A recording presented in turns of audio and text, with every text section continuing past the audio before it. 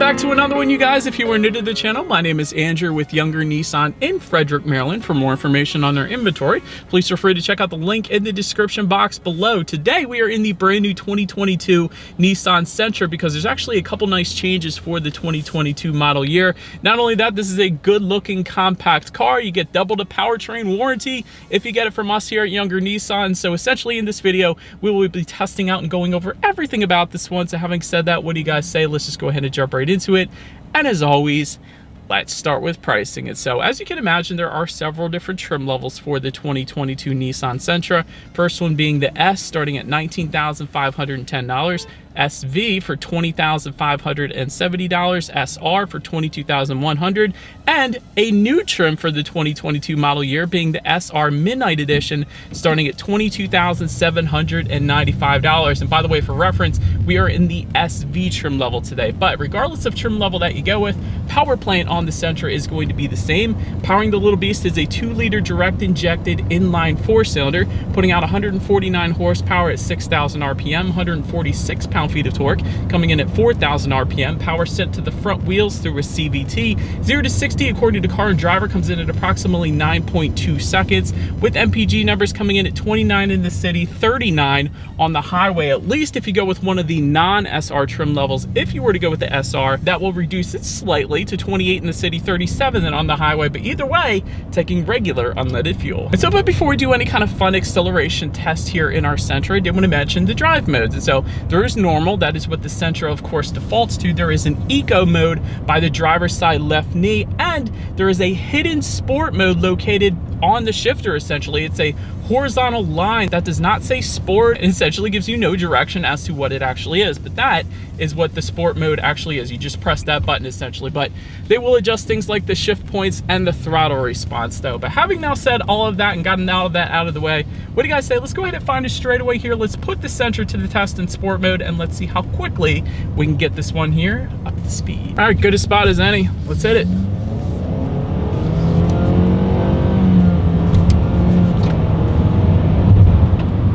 All right, it did all right. I mean, it does feel like 0 to 60 in approximately 9 seconds. Not the quickest thing in the world, but it's not that bad. And quite honestly, that sport mode did help a little bit. You can definitely feel the difference as far as simulated shift points because it is a CVT after all. But that's the other thing. It kind of felt like a traditional automatic almost with this CVT. They did a very good job with the CVT for it being a CVT, if I'm being honest, so I definitely don't mind that. But anyways, to go along with that acceleration, as always, braking is equally important. So you will get front disc rear drum brakes if you go with the S trim level, but if you were to go with the SV like we have today or the SR trims, you will get 4-wheel disc brakes, which is going to be quite a difference from that S trim level. 60 to 0 stopping distance, at least for the SV and SR, is going to come in at a very, very respectable 114 feet. And as far as that braking feel goes, it's brilliant. I think I might have said that in my last review of this car too. Like, this thing has an excellent braking feel. And again,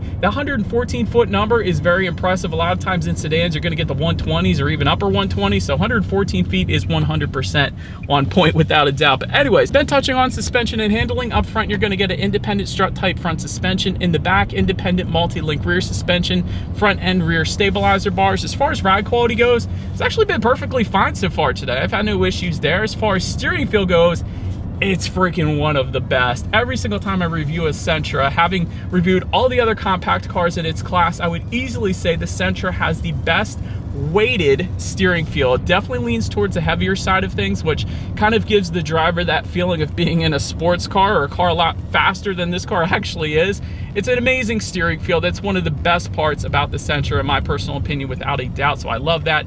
As far as cabin noise goes, I mean, I've been going pretty slow in my short test drive here today. So far, not having any issues there either, actually. And then touching on visibility, I can see perfectly fine out the back. So 100% not going to have any issues there either. But that pretty much rounds out the performance segment of this review, guys. Let's now go ahead and take a look at the exterior of our brand new 2022 Nissan Sentra. All right, so here she is, you guys, the new 2022 Nissan Sentra. Forgive any kind of wind noise what we might have in this video here. It's kind of windy, but this finishes in rosewood metallic, in case anybody was curious of our exterior color name. But let's go ahead and start up front on the Sentra here.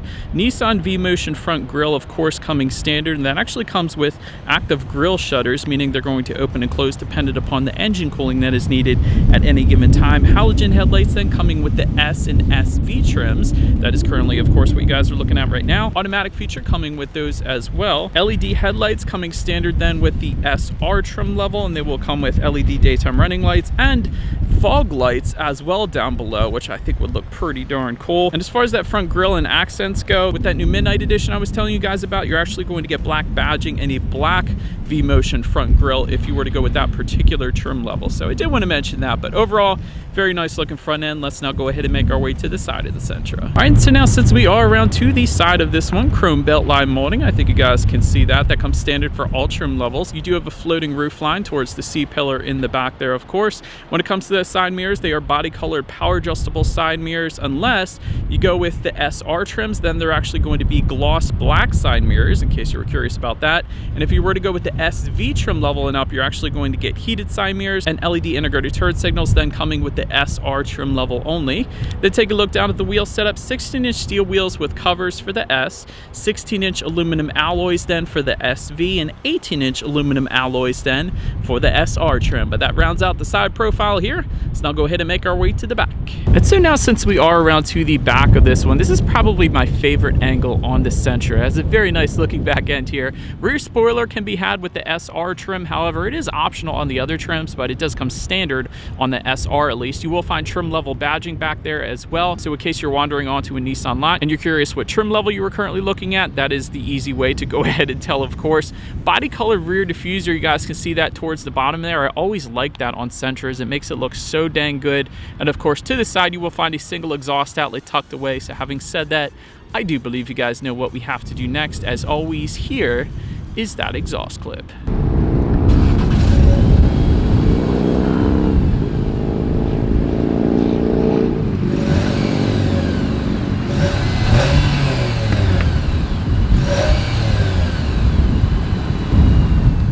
So, but now since we are around back of the Sentra, when it comes to opening that rear trunk, there's a few different ways to go ahead and do that. There is a button on the key fob, there's a button on the trunk itself, and then there's actually a button by the driver's side left knee then as well. Once opened up, cargo capacity comes in at 14.3 cubic feet. If that was not enough space, there is a 60-40 split, meaning the rear seats do fold down for quite a bit of extra space then if you needed it. Also back there, of course, there will be cargo lighting, but if you were to lift up underneath of that cargo floor, you're actually going to find a spare tire, and you could probably store a little bit of whatever you want to store around that spare tire back there as well. Then make our way up to the rear legroom. That is going to come in at 34.7 inches. So for reference, I'm an even 6 feet tall. This is how much space I had in the rear seats there. Rear center armrest with cup holders does come standard. There is one rear USB charging port available back there, so that is pretty cool. I'm glad that is there. However, kind of surprised to find no rear ventilation though, unfortunately, but you probably don't need it in this size of a vehicle. But anyways, then make our way up to the front seats. Manually adjustable cloth seats coming with the S and SV trim levels. Sport cloth seats with orange stitching then coming with the SR trims. And there's actually an option for a quilted leather available for only the SV trim. I'll put a picture of that on the screen now, but that is a pretty darn cool look. So definitely an option I personally would consider. Heated front seats also going to be optional on the SV and SR trim levels. And overall, as far as seat comfort goes, I gotta be honest, they're not that bad. I know it's just manually adjustable cloth seats, but they are pretty darn comfortable. I wouldn't have any issues taking this thing for a long road trip. Then take a look at the steering wheel. It is tilt and telescoping. It is leather wrapped for the SV and SR trims only. Heated is going to be optional on the SV. It doesn't come standard on any particular trim level though. And I do like the flat bottom to it then as well. Then make our way to the startup. Let me first start by showing you guys the key here. Essentially all of your buttons are on one side of the key. Got your Nissan logo at the top, lock, unlock, and that button to pop the rear trunk, of course, but it is all keyless entry with a push button start that comes standard across the board, and there is a remote start that is going to come on the SV and SR, so we do have that today. But anyways, I'm just going to go ahead and put my foot on the brake and press that engine start button located just in front of the shifter. And so once started up, tachometer is speedometers all the way to your left, speedometers all the way to your right, and there's a fairly large digital display then front and center to control what is on that digital display. There are steering wheel mounted controls found on the left side of the steering wheel, giving you things like your outside temperature. There is a digital speedometer if you wanted that. I know that's pretty popular usually. Tire pressure for each individual tire, got your radio information when you need your next oil change, the list goes on. So pretty much everything you could possibly want on the digital portion of those gauges. But then making our way to overall interior quality, a power moonroof is going to be optional for the SV and SR. Does not come standard on any particular trim level though. Overhead sunglass holder, however, does come standard on all trim levels.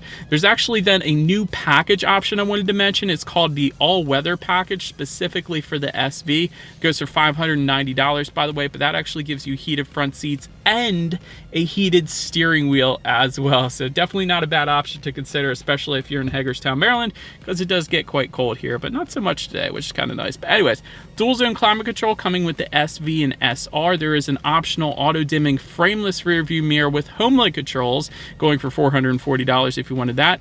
Interior ambient lighting is going to be optional with the lighting package. And overall, I do like the contrast stitching that goes just above the passenger side glove box. I like the Audi-esque circular air vents front and center here as well. There is some rubberized storage just in front of the shifter to put your phone so it doesn't slide around. You have all of the charging ports you could possibly want in front of that, being a regular phone charging port, USB charging port, auxiliary port, and 12-volt power outlet then as well. Just beside the shifter, you have your dual cup holders with a carbon fiber-ish look to it. And I think that's pretty cool. A little bit of storage behind the shifter and within the center armrest.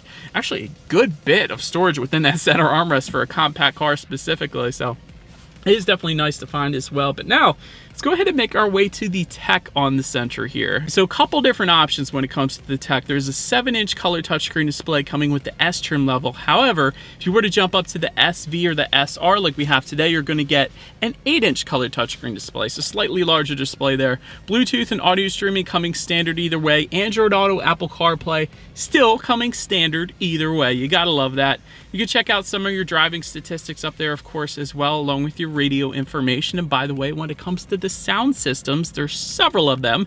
4 speakers is going to come with the S, 6 speakers coming standard with the SV and SR, that's the one we have today. And then there's actually an optional 8-speaker Bose sound system that is going to be available. But like I said, we got the 6-speaker sound system with us here today. So what do you say? Let's go ahead and turn on the radio, see what we got playing today, and let's test out the clarity of this one.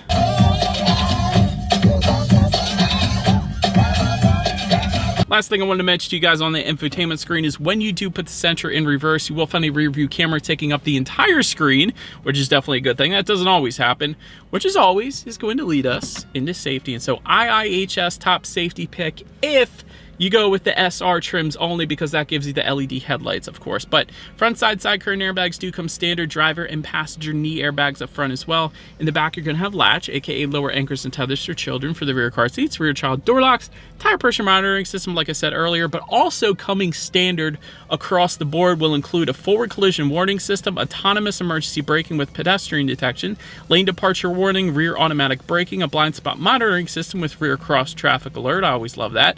Rear parking sensors, a driver attention monitoring system, high beam assist, and then lane trace assist as well. Then if you were to go with the SV or SR trims, that is going to add, in addition to that, adaptive cruise control then as well. And so overall, when it comes to my final thoughts here of the Sentra, excellent steering feel. That's always the big win in my opinion whenever I drive the Sentra. Comparatively speaking to all the other compact cars out there, this thing has the best steering feel, at least when it comes to compact cars. Also, excellent braking. 60 to 0 in 114 feet is excellent. I can tell you guys the braking feel is also very wonderful on the Sentra as well.